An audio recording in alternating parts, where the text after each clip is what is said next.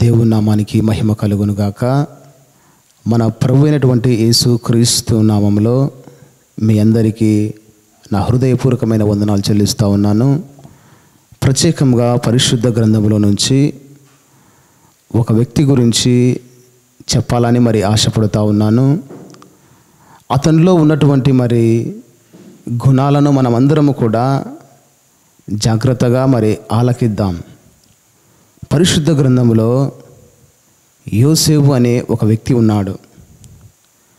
ఆ వ్యక్తి యొక్క స్వభావం ఏ రీతిగా ఉందనంటే, తన సహోదరుల అందరి గురించి కూడా తండ్రికి సమాచారాన్ని తీసుకొని వచ్చేటువంటి వాడు. మొట్టమొదటిగా ఏ రీతిగా సమాచారాన్ని తీసుకొని వచ్చేటువంటి వాడంటే, సహోదరులు చేసేటువంటి ప్రతి చెడుతనాన్ని కూడా తీసుకొని తండ్రికి చెప్పేటువంటి వాడు. యోసేపులోన ఉండేటువంటి మంచి గుణం, తండ్రికి సమాచారాన్ని తీసుకొని వచ్చేటువంటి వాడు. ఆ రీతిగా సమాచారాన్ని తీసుకొని వచ్చి చెబుతూ ఉంటే ఈ సహోదరులందరూ కూడా యోసేపు మీద అసూయ పడేటువంటి వారంట. అసూయ చేత యోసేపు మీద పగలు ద్వేషాలు పెంచుకున్నటువంటి వారు. ఈ రీతిగా పగలు ద్వేషాలు పెంచుకున్నటువంటి తర్వాత ఒకానొక రోజు యోసేపుకు తండ్రి గారు ఒక సమాచారాన్ని తీసుకొని రావాలని చెప్పేసి ఒక మాట చెప్తాడు. ఏమని చెప్తాడనంటే, సహోదరుల యొక్క క్షేమాభివృద్ధి ఏ రీతిగా ఉందో కనుక్కొని రమ్మని చెప్పేసి చెప్తాడు. చెప్పినటువంటి తర్వాత యోసేపు గారు తండ్రి యొక్క మాటకు విధేయత కలిగి వెళ్ళాడు. వెళ్ళి అక్కడ సమాచారాన్ని తీసుకొని రావాలని చెప్పి వెళ్ళినటువంటి తర్వాత అన్నలందరూ కూడా యోసేపు వైపు చూస్తారు. చూసిన తర్వాత ఇది మంచి సమయం, ఈ సమయం తప్పితే మనకు దొరకదని చెప్పేసి వాళ్ళందరూ కూడా ఒకరినొకరు మాట్లాడుకుంటూ ఉంటారు.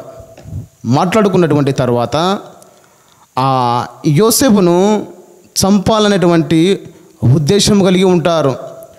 ఉద్దేశం కలిగి ఉన్నటువంటి తర్వాత వీడు మన గురించి అంతా కూడా కలలు కంటూ మన గురించి లేనిపోనివన్నీ కూడా తండ్రికి సమాచారాన్ని అందిస్తాడు అని తెలుసుకొని వీన్ని ఏ రీతికైనా సరే చంపివేయాలని చెడు ఉద్దేశాలు కలిగి చెడు ఆలోచనలు కలిగి ఉంటారు. ఉన్నటువంటి తర్వాత యోసేపును పట్టుకొని ఒక గుంతలో వేస్తారంట. గుంతలో వేసినటువంటి తర్వాత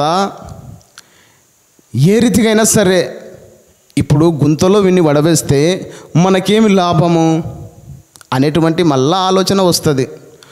ఆలోచన వచ్చినటువంటి తర్వాత ఈ ప్రాంతంలో ఇస్మాయిల్ వెళుతూ ఉన్నారు. వాళ్లకు ఇతనిని అమ్మివేస్తే మనకు ధనం కలుగుతుంది, మనకు ఇంత సొమ్ము వస్తుందని చెప్పేసి మళ్ళా చెడు ఉద్దేశాలు కలిగి చెడు ఆలోచనలు కలిగి మళ్ళా ఉంటారు. కానీ ఎన్ని చెడు ఆలోచనలు చేసినా చెడు ఉద్దేశాలు కలిగి ఉన్నా కానీ యోసేపు కంట మొట్టమొదటి నుంచి కూడా దేవుడు తోడై ఉంటాడంట. మొదటి నుంచి కూడా దేవుడు తోడై ఉంటాడు.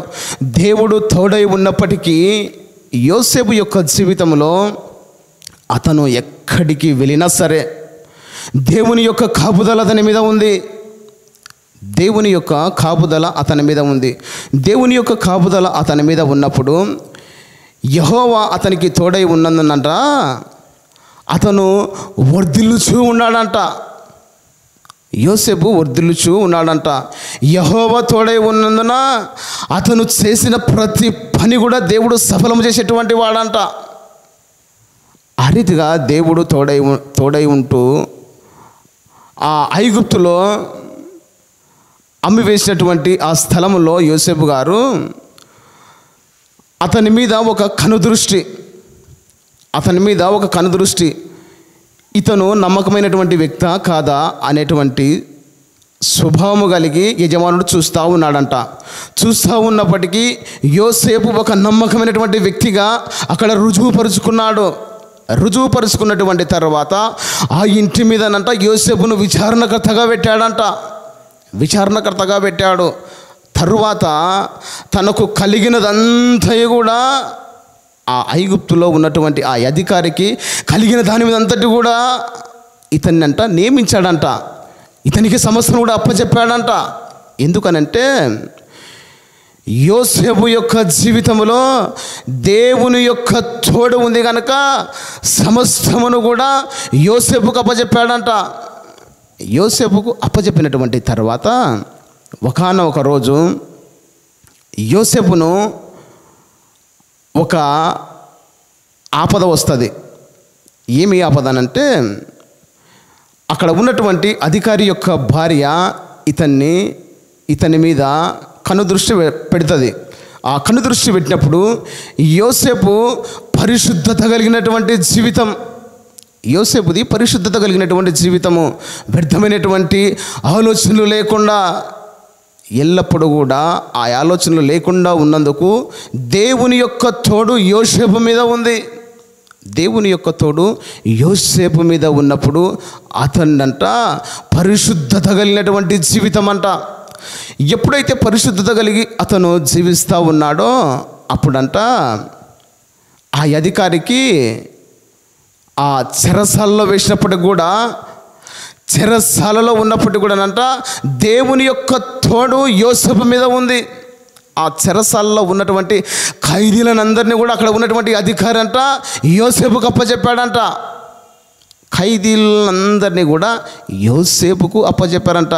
ఈరోజు దేవుని యొక్క తోడు మన పట్లగిన ఉంటే చెరలో ఉన్నటువంటి ప్రతి ఒక్కరిని కూడా ప్రభు మనకు అప్పచెప్తాడు. చెరలో ఉన్నటువంటి వాళ్ళందరూ కూడా ప్రభు మనకు అప్పచెప్తాడు. ఎందుకంటే ఆ చెర లోకములో పాపములో ఉన్నటువంటి వాళ్ళందరూ కూడా ప్రభు మనకు అప్పచెప్తాడు. మన పక్షాన దేవుడు మనకు తోడై ఉంటే మనల్ని ప్రభు పరిశుద్ధముగా మరి ఆయన నడిపిస్తూ ఉన్నాడు.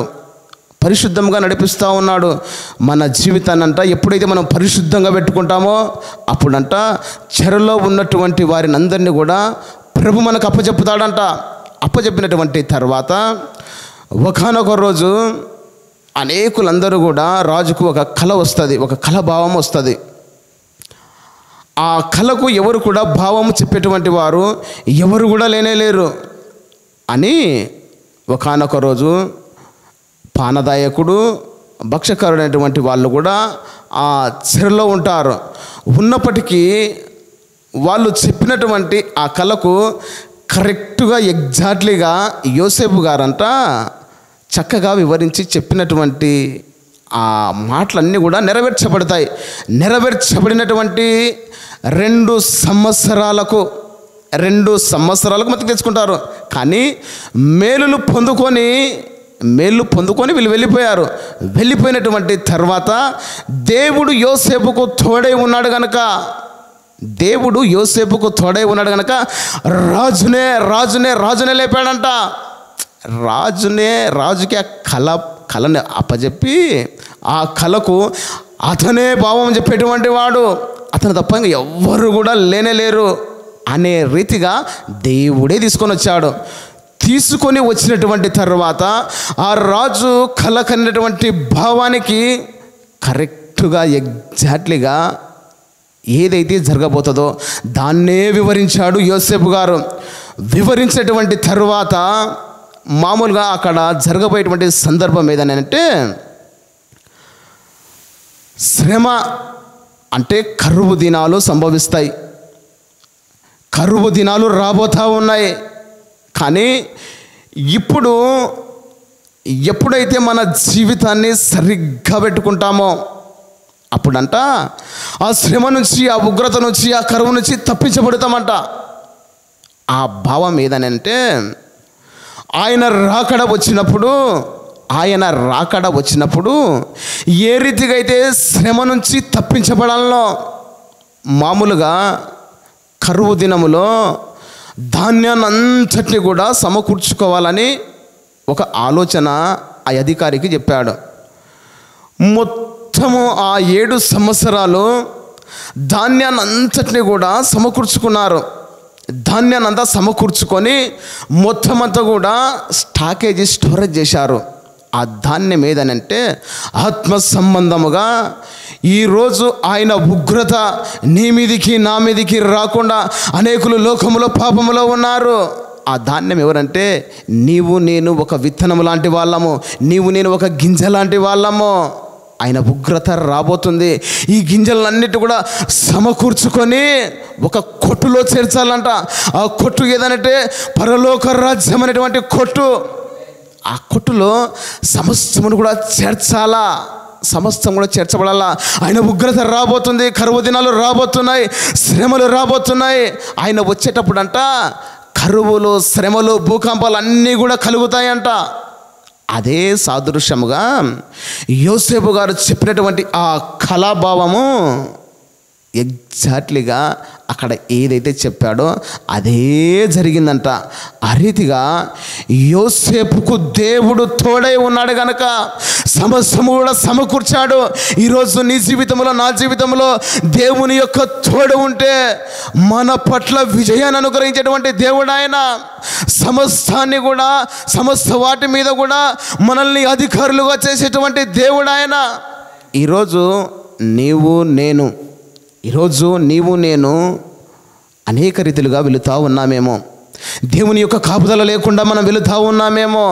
కానీ దేవుని యొక్క తోడు మనకుంటే, దేవుని యొక్క కాపుదల మనకుంటే, చెరలో వేసినా సరే, నీ సహోదరులందరూ కూడా నీ మీద నిందలు వేసినా సరే, నిన్ను గుంతలో వేసినా సరే, ఎక్కడ వేసినా సరే, దేవుని యొక్క కాపుదల, దేవుని యొక్క తోడు నీకు ఉంటే నీ పట్ల విజయాన్ని అనుగ్రహించేటువంటి దేవుడు ఆయన. ప్రైజ్ ద లార్డ్, హల్లెలూయా. కానీ వీటన్నిటికి కూడా ముఖ్య సారాంశం ఏదనంటే, మన జీవితంలో పరిశుద్ధత కలిగి ఎప్పుడైతే మనం జీవిస్తామో, పాపాన్ని విసర్జిస్తామో, తండ్రి యొక్క మాటకు మనం లోబడుతామో, వివేచన జ్ఞానము కలిగి ఎప్పుడైతే మనము జీవిస్తామో, అప్పుడంట మన జీవితంలో దేవుని యొక్క కాపుదల మనకుంటుంది, దేవుని యొక్క తోడు మనకుంటుంది. ఎక్కడికి వెళ్ళినా సరే పరిశుద్ధత కలిగి జీవించాలా అని చెప్పేసేటువంటి కాన్సెప్టే యోసేపు గారి యొక్క జీవితం.